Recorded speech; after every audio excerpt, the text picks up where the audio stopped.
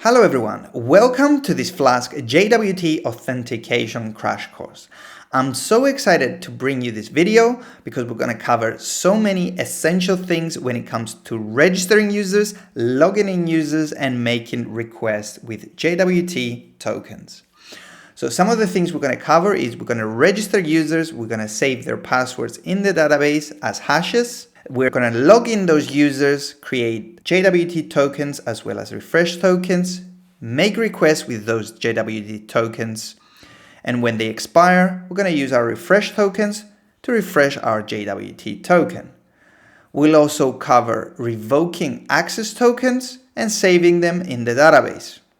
So we have a lot of things to cover, and without further ado, let's jump into the code and I'll show you exactly what I mean. So to begin with, we're going to install a couple of packages that we need for this project. So we're going to head to our terminal, and I'm using Poetry, but you can use pip if you like. So you would do pip install and then the package name. And in this case, it is passlib. But because I'm using Poetry, I'm going to add it in the Poetry way. So we're going to say Poetry add, and then we're going to say passlib. Okay, so that gets added, and we're going to do the same for, we're going to say Poetry add, and then we need Flask JWT-extended. So we're going to add that dependency as well, so that is installed, and we're ready to move on to the next part. So now that we have installed our Python packages, we're going to head to our project, and here we're going to head to our extensions. And here we're going to initialize the two extensions we installed. So the first one is going to be password context. And here we're going to say crypt context. I'm going to import that from passlib.context. We're going to instantiate this, and here we're going to say schemes, and we're going to add a list, and we only need one hashing algorithm. So we're going to say pb_kd, and then f2 underscore, and then SHA-256, okay? And here we're going to say deprecated, and we're going to set this to auto, meaning that we only want this scheme here. And then we're going to say JWT, we're going to say JWT manager. We're going to import that, we're going to instantiate it, and we're done with our extensions. Now we're going to head to our application. And here we're going to initialize our JWT extension. So we're going to say JWT. We're going to import that from our extensions, and we're going to say init app, and then we're going to pass our application instance. So we're done with our application as well. And now we need to add some configurations. So we're going to head here to our configuration file, and we're going to say JWT underscore secret key, and this is quite important. This needs to stay secret, so we're going to load it from our environment variable. So we're going to say os.environ.get, and I'm going to name it the same thing here, and we're going to head to our .env file. We're going to add it, and we're going to add a very secret key. Okay, that should be enough, and you never want to expose this key here. All right, so we're going to head here, and we're going to say JWT token location. Okay, but first I'm going to explain what this does. So this, when we create tokens, JWT tokens, so essentially the way the algorithm works is it uses the body of the token. So that could be the user ID and the type of the token and some other payload that gets passed, together with the expiration date, and it uses this key to essentially hash it. And this, that's why you don't want to leak this secret key. Now the JWT token location is where do you want the token to appear. So that could be the headers, the body of the request, in the query, in a cookie. In this case, I'm going to say headers because I only want them in the headers. And lastly, we've got the JWT and then identity claim. Okay. And essentially what this is the key of our JWT. So one of the keys where the identity of that request will be. So essentially, we're going to be saving the user ID. So that's why I'm going to name it user ID. You could have left it the same. The default is sub. So I'm going to put a comment here and I'm going to say that the default is sub. Okay. So we're done with here. Okay. We've added our secret key. We've also initialized our JWT and we added our extension. So we're done with initializing our project. Okay, so now that we have set up our project, we are ready to create our first user. So first, we're going to head to our project and then we're going to go to our models. We're going to go to our user model and here we need a password. So here what I'm going to do is I'm going to say underscore password because we want this to be protected. So we're going to say column db.column and here we're going to add the name of the field and this will be password because we want to override this one here. And the reason we're doing this is because we're going to have a getter and a setter. So here we're going to say db.string and this should be 255 characters. And we're going to say nullable false because we need the password. And here is where we're going to add the getter and the setter. And we're going to do this with a property from SQL Alchemy called hybrid property. So we're going to say hybrid property. So we're going to import that from SQL Alchemy extensions hybrid. So here you go. And then we're going to create a function to fetch our password. So we're going to say password. And then we're going to say return self dot underscore password. And then for our setter, we want to hash our password. That's why we wanted a setter. So here we're going to say password dot setter. And here we're going to have another function again called password. And this accepts the instance of the object as well as the value. So here we're going to say self dot underscore password is equal. And here we're going to use the password context we created in our extensions. So we're going to say password context and we're going to import that. And then this has a method called hash and we're going to pass our value in. And this will hash our password before it saves it to the database. So now that we're done with this, we need to create a migration and apply this change to the database. So we're going to head to the terminal and we're going to say flask db migrate to create the migration file. And then we're going to say flask db upgrade to apply it. And I'm using a package called flask migrate, which uses Alembic in the back. So if you've got questions of how to use it, I've got another video on my channel, so feel free to watch that. So I'm going to close this and I'm going to head to our database. And here we've got our users. And if we refresh, we've got a password. So now that we've got our password, we need to create the user create schema.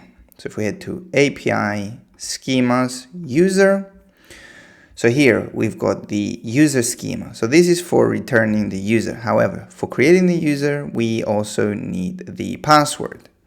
So I'm going to say class user create schema. And here I'm going to say that this extends user schema. And if you have a look here from our user schema, I am excluding underscore password because we don't want to return that to the front end. We want to only accept password. So here I'm going to say password. And essentially what we want to do is we want to validate the password. So we're going to say string. And here we're going to say required is true because we always want to accept a password. And here I'm going to paste the validation rule. So this says validate is equal to a list, and the one validation rule that we need is a regular expression. And what this says is we need the password to have a capital letter, a special character, one digit, one lowercase character, and we want it to be at least 8 characters long. And this is the error that we're going to return to the front end if it doesn't match.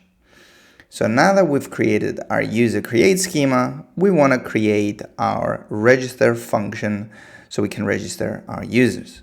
So I'm going to close all of this, and here we're going to close this, and here we're going to create a Python package, essentially a folder, and we're going to name it auth. So here I'm going to have views, which will be a Python file. And here we want to create our register function. But before we create our register function, we want to create a blueprint. So here I'm going to say auth blueprint. And here I'm going to say blueprint. I'm going to import that from Flask. So if you don't understand at any time what I'm doing here, or if you've never seen these functions, classes, or notation, feel free to look at my other videos because I cover most of these topics. So here we're going to say auth, and here we're going to pass the file name, and here we're going to say URL prefix. We want the prefix to be auth. Now that we've got our blueprint, we are ready to create our register function. So we're going to say auth blueprint.root, and this one will be register. And the methods that we want to allow, essentially the HTTP methods, are post only. And here we're going to say register. And now we're ready to implement the logic for registering our user.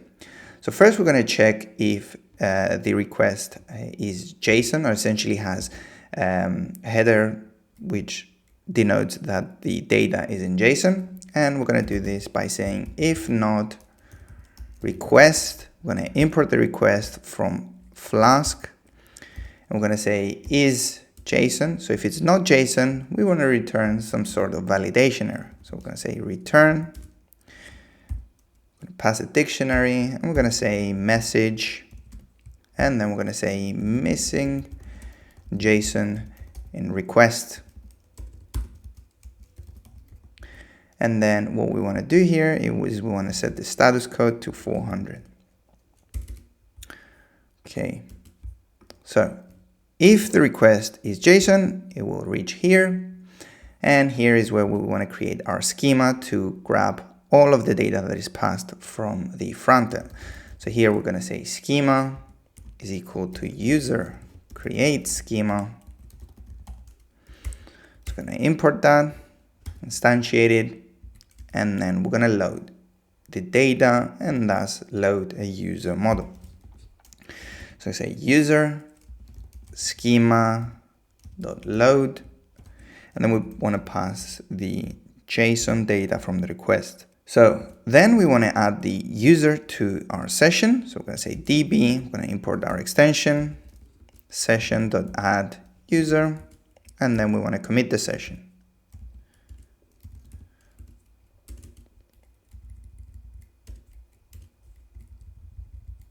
So we're going to create another schema, which is for returning the user because we don't want to include the password. So we're going to say user schema. We're going to import that, and then we're just going to return. And here we're going to say message user created. And we will also want to pass the user. So here we're going to say schema.dump user.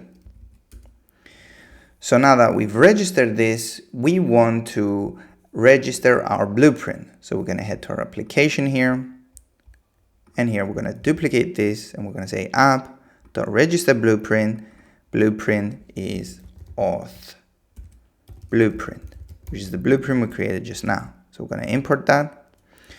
So this is done. We're done with this file. And here we need to do one more thing, which is essentially have an error handler for our auth blueprint. And we've done this for our API views. So if we go here, views, here we have blueprint, error handler, validation error. And we essentially are trying to JSONify all the error messages so they're visible nicely to the front end. So I've copied that, and here I'm going to paste it. And instead of blueprint, we're going to say auth blueprint. And here we're going to import the validation error from Marshmallow. And here we're going to import JSONify from Flask. So this is what we need to do for registering our user. So we're going to head to our terminal. We're going to head here. And we're going to start our development server. So we're going to say Python 3 app.py. So our development server is running. So we're going to head to Postman. And here we can register our user. So I've prepared the name, the email, and the password. So here I'm going to remove one of the characters and make the request. And here we get the validation error. The password needs to be at least 8 characters long, include the lowercase, uppercase, number, and special character. So if we add that back, we make the request, we create the user successfully. So if we head back, and we head to our database, and we look at the users table, we've got the user created and their password. It includes a hash together with the hashing algorithm. So no free text password in our database, which is what we want. So now that we have registered our user, we want to be able to log them in. So we can start making requests with the tokens we're going to receive. So we're going to head here to our views, and here we want to create a login function. So we're going to say auth blueprint.root, and here we're going to say login. And this again needs to be a post. So here we're going to say login, and here we want to perform some logic to log in the user. So again, we're going to do the same thing that we did here to check if JSON is in one of the headers. After we've done that, we want to grab the email and the password of the user. So we're going to say email is equal to request dot JSON dot get, and we want to get the email. So I'm going to duplicate that and do the same for the password. Grab the password, and here we want to see if the email and the password have been passed. So we're going to say if not email or not password, meaning that any of those were not passed, then we're going to return a validation error to the front end. So we're going to say return. Here we're going to say message. And we're going to say missing password or email. And here we're going to set the status code to 400. However, if we've got here, it means they passed both of those. So now we need to fetch the user from the database. So we're going to say user is equal to user. So we're going to import that from our models, and we're going to query that model. So we're going to filter by our email. I'm going to pass the email that the user passed. And here we're going to say first. We're going to grab the first user. And here we want to check if that user was found. So here we're going to say if not user. So if we have not found the user, or, and here we want to validate the password that the user has passed. So we're going to say or not, and here we're going to use the password context that we created. I'm going to import that, and this has a function called verify. And the first one is the password that the user has passed, so essentially a clear password, and the second one is the hash. So we're going to grab that from the database. So we say user.password. So if we have not found the user or the password doesn't match, then we need to return some sort of validation error. So we're going to say return, and here we're going to say message, and we're going to say bad credentials, and set the status code to 400. However, if we've got until here, then we're good. So we need to create an access and refresh token. So I'm going to say access token is equal to create access token. I'm going to import that from Flask JWT-extended. And here we're going to pass the identity. So the identity, like we said, is some sort of identifier for our JWT. And we tend to use the user ID. So here we're going to say user.id. And here we're going to create the refresh token. So here we're going to say create refresh token. I'm going to import that again from Flask JWT-extended. I'm going to pass the identity again as the user ID. So now that we're done with these two, we're ready to return them to the front end. So we're going to say return, and here we're going to say access token and refresh token.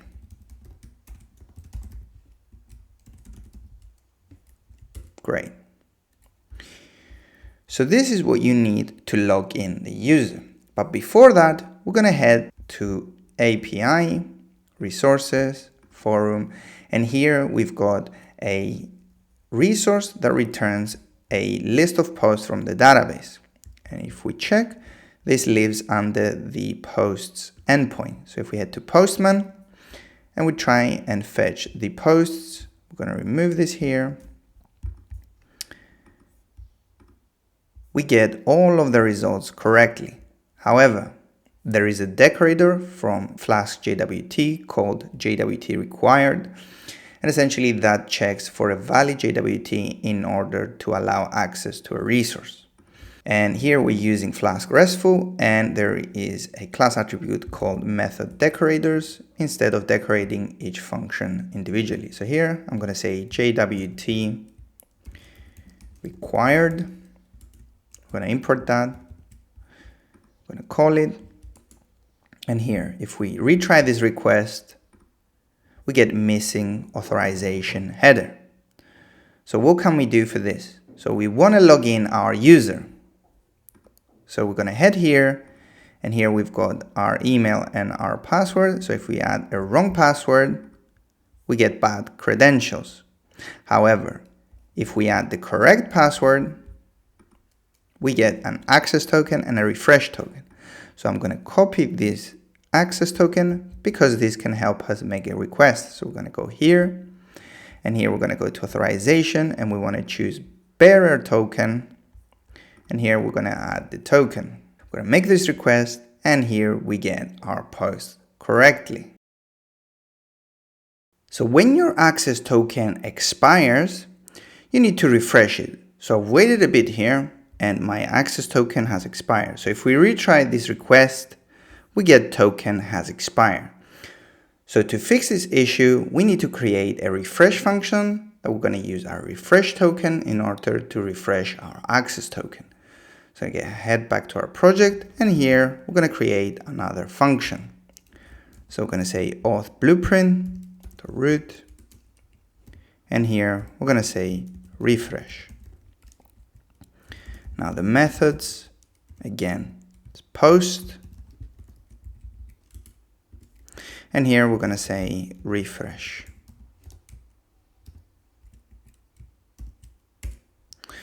So in order to refresh, we need a refresh token. So here this endpoint also needs a JWT. So here we're going to say JWT required. We're going to import that. And here we need to say refresh, because refresh denotes that this is a refresh token that we require, because our access token has expired, so that wouldn't be of any help. So here we need the refresh token to refresh our access token. So we need to grab our user ID. So we're going to say user ID, and then we're going to say get JWT identity.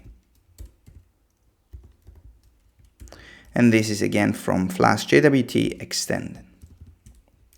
So now that we have our user ID, we need to create our access token. So we're going to say access token is equal to create access token. And for the identity, we're going to pass our user ID. And then we're going to return that token to the front end. So we're going to say return. And here we're going to say access token. And here we're going to say access token. So now that we've got this, let's try and use it. So we head back, and here we're going to grab our refresh token. And here we're going to head here where we've got our refresh endpoint. And we're going to pass our refresh token. And here we go. We get a new access token. So we're going to use this access token to make requests to get our posts. So there you go. It works correctly. So we've got a new access token to make more requests. So like I said, access tokens expire, and the default expiration time is 15 minutes. So if you want to modify that, you've got to add a config. So we're going to head to our config file, and here we're going to say JWT access token expires. And this accepts either false or a time delta. False would essentially mean that your token does not expire, which you shouldn't do. It poses a security vulnerability. So instead, we're going to say time delta. We're going to import that from datetime. And here we're going to say minutes. And you know what? I'm going to add 5 minutes. So our access token expires after 5 minutes. So if you want to have more visibility over your access tokens and refresh tokens, it's a good idea to create a database table where you can keep track of them, as well as being able to revoke them. So for that, we're going to create another model. So we're going to head to our project, and we're going to go to models. We're going to create another file called auth. And here we're going to create a model called token block list. So this will extend the base model. So we're going to say db.model. And here we need a few columns. So we need an ID, which is an integer. It's the primary key, and auto increment is true. And here we need the JTI, which is the ID of the token. So here we need a string column. So this can be 36 characters. We're going to say nullable is equal to false because this is required, and unique will be set to true because we'll only have one of these. Then we'll have the token type, and then this will be a column, a string, 10 characters, nullable will be false. Okay, so we need the user ID so we know who this token belongs to. So we're going to say user ID, and here this will be again a integer column, and we're going to create the foreign key definition. So here we're going to say foreign key, and this will point to users.id, and again nullable will be false, and index will be true because we want to create an index. And then here we're going to have revoked at. This could have been a boolean, but revoked at will be a datetime, so we can have more visibility of when it was revoked.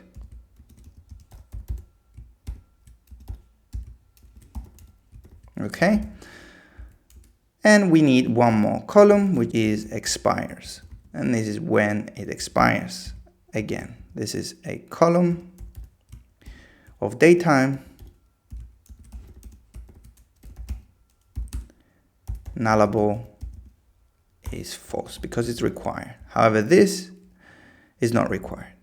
And here we can create the definition of the relationship. So we're going to say user is db.relationship, and this points to the user model. So now that we have this model, we can create the migration. So we're going to head to our init file here, and here we're going to say token log list.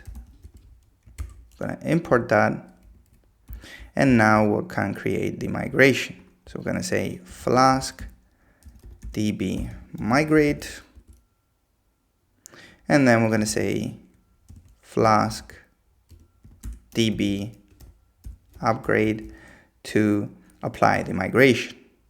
So now it's applied. So if we head to the database and we refresh, here we have the token block list table. So now that we've got this, we want to create a function that's going to help us add these tokens to the database. So I'm going to close this and this, and we're going to head to auth. And here we're going to create a helpers file. So I'm going to name this helpers. And here we'll have a helper for adding the token to the database. So we're going to say add token to database. And this will accept the encoded token. So first we need to decode the token. So I'm going to say decoded token is equal to decode token. So we're going to import that again from flask-jwt-extended, and we're going to pass the encoded token in. And here we want to grab a couple of things. So we're going to grab the JTI. So we're going to say decoded token JTI. And then we're going to grab the token type. And that's again decoded token. And here we're going to say type. And then we need the user ID, and that lives on the JWT identity claim key. So we're going to say decoded token, and here we need the key. We know that that key is user ID because we changed it here on the config. But what if we change this value here? So hard coding values like this is not a good idea. So it's better to grab it from the config. So we're going to say app.config.get, and here we're going to say JWT identity claim. And then our app is our current app from Flask. So we're going to say from Flask import current app as app. Okay, so we've got the user ID, and now we need the expires. So we're going to say decoded token, and this is held under EXP. However, this needs to be converted to a datetime object. So we're going to say datetime.from timestamp, and then we're going to import datetime. So now that we've got this, we are ready to create our model. So here we're going to say db token is equal to token block list, and here we're going to say JTI is equal to JTI, token type is equal to token type, user ID is equal to user ID, expires is equal to expires. So now that we've got our model, we're going to add it to the session and commit the session. So we're going to say db, import that from our extensions. We'll say session.add db token. And then we're going to say db.session, and then we want to commit the session. So now that we've got this, we're going to head to our views. And here, when we're logging in, creating an access and refresh token, we now want to save those. So we're going to say add token to database. I'm going to import that from our helpers, and we're going to add the access token. So I'm going to duplicate that and do the same for the refresh token. So now we're saving the access token and the refresh token. And here, when we were refreshing our access token, we need to add that as well. So I'm going to say add token to database, access token. So now that we're done with this, we are essentially saving our access and refresh tokens to the database. So we're going to head to Postman and test this. So here we're going to go to login and we're going to log in. So we're getting a new access token and refresh token. So if we head here to our database and we look at the token block list table, we've got an access and refresh token. And we have their expiration date, and here revoke that is null because we have not revoked them. So now that we have greater visibility over our access and refresh tokens, we want a way to be able to revoke them. So for that, we're going to head to our project and we're going to go to our helpers. And here we're going to create a function called revoke token. So here I'm going to say revoke token. And this will accept the token JTI and the user ID.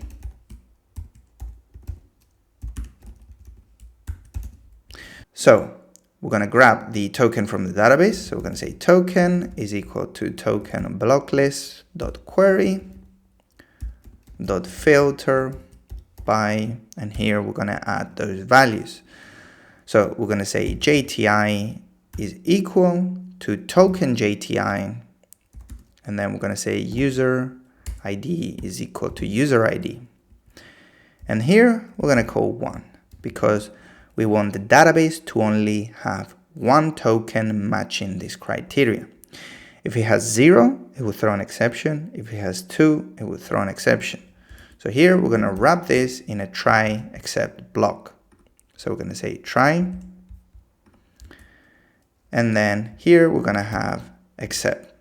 And except should be no result found exception. So we're going to import that from SQL Alchemy exe. And then here we're going to re-raise the exception with a more meaningful error. So here we're going to say exception, and we're going to say could not find token, and here we're going to put the JTI. However, if we find the token and there is no exception thrown, we want to revoke it. So we're going to say token.revoked at is equal to datetime.utc now. And then we want to commit the session. So we're going to say db.session.commit. So that's what we need to do to revoke our access token. So to do that, we're going to head back to our views. And we're going to create two functions for revoking our access token. So to do that, we're going to say auth blueprint.root, and here we're going to say revoke access, and here we're going to say methods, and we want the methods to be delete. And for revoking the access token, we want to have the JWT. So we're going to say JWT required. And for this, we're going to say revoke access token.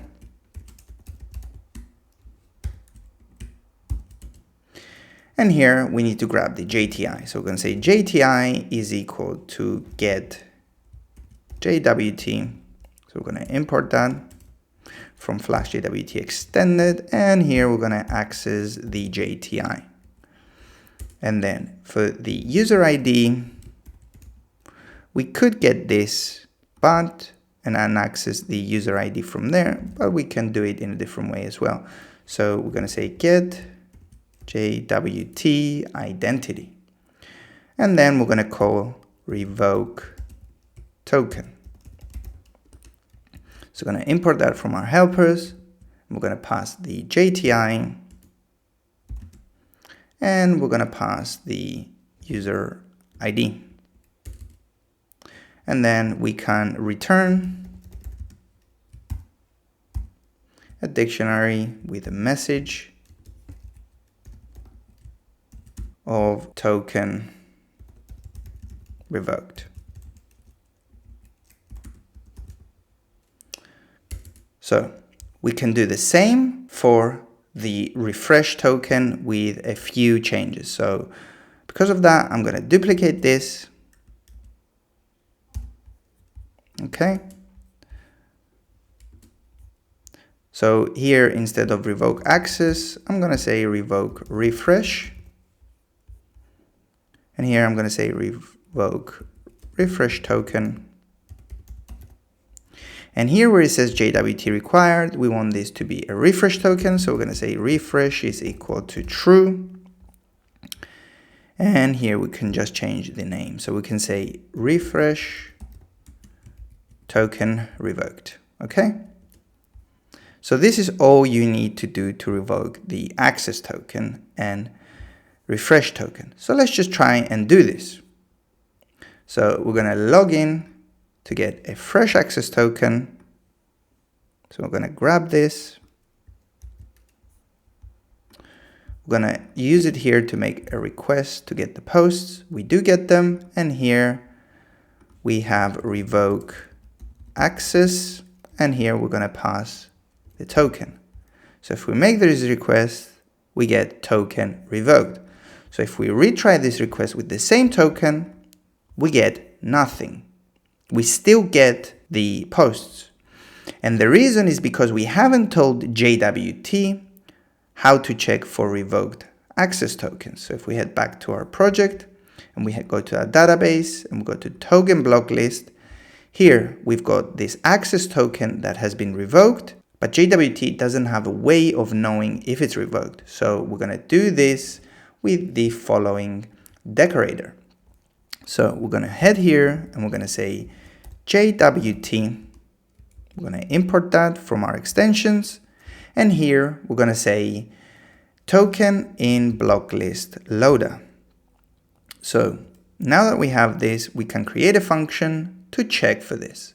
So we're going to say check if token revoked. And here we're going to get the JWT headers and JWT payload. So here we need to do something to check if the token has been revoked. So how do we do that? So we're going to create another helper for that. So we're going to go here and we're going to say is token revoked.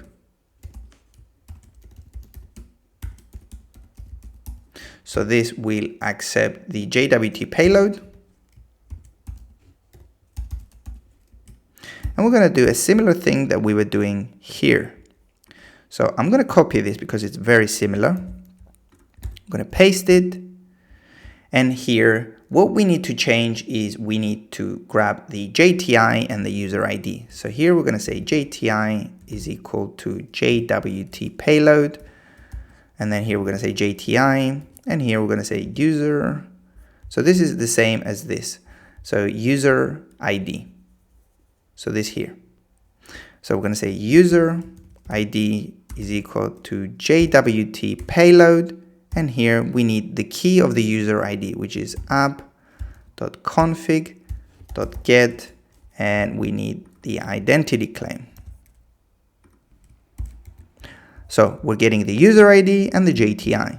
So here we're going to say JTI, and here we're going to say user ID. However, here we do not need to revoke this or commit the session. So all we need to do is we need to check if the revoked at timestamp is null. So we're going to say return token dot revoked at is not none. Because if it's not none, it means it has been revoked. Okay, and here I'm just going to say JTI. So we're going to head to our views, and here we're going to use a try except block again because our function throws an exception. So we're going to say try, and then we're going to call that function, and we're going to say return is token revoked, and we're going to pass our JWT payload. However, if we throw an exception, we need to catch that exception. So we're going to say exception. So in the case that an exception has been thrown, it means that we have not found that JWT in the database. So theoretically, we should never get here. However, if we do, it's better to say that the token is blocklisted, even if it doesn't exist. So here, I'm going to say return true, meaning the token is blocklisted. So now that we have this, if we head back to Postman, now that JWT knows if tokens are revoked, we're going to go here and relog in. Now we've got this access token.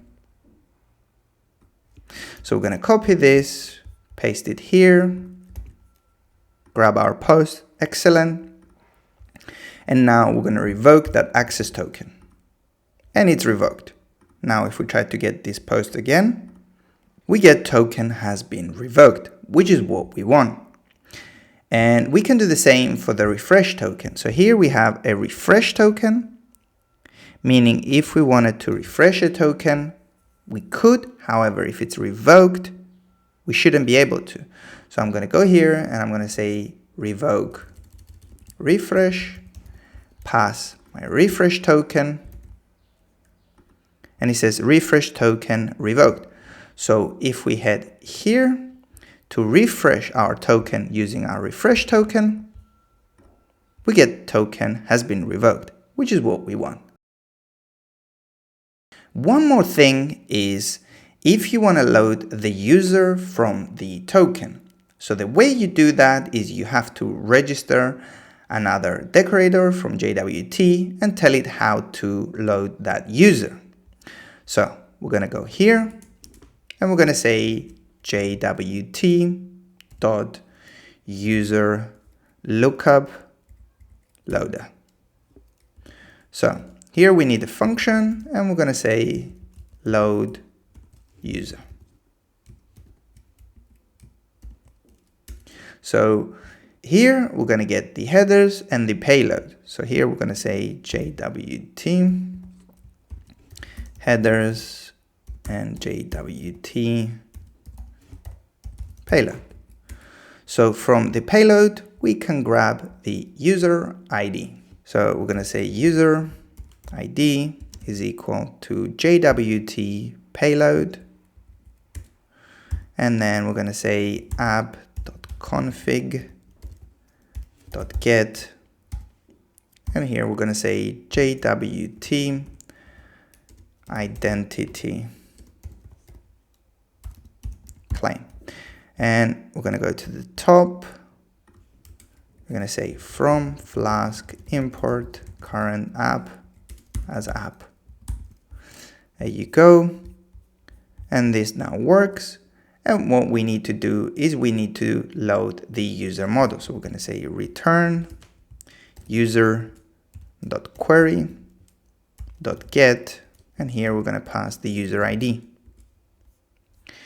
And that's how you load the user from JWT. And if you want to grab that user in any of the routes, you can do it quite easily. So for example, I can go here and I can say user and then say get current user. And then I can import that from flask-jwt-extended. And this would be a user model. I hope you have enjoyed this video, and if you have, please like, comment and share the video, as this helps the channel grow so I can keep making these videos. I upload new videos every week about Python and related frameworks, so if you want to get notified when I do, please subscribe as well as click the notification bell so you can be notified whenever a new video is released. Thank you for watching, and I'll see you in the next one.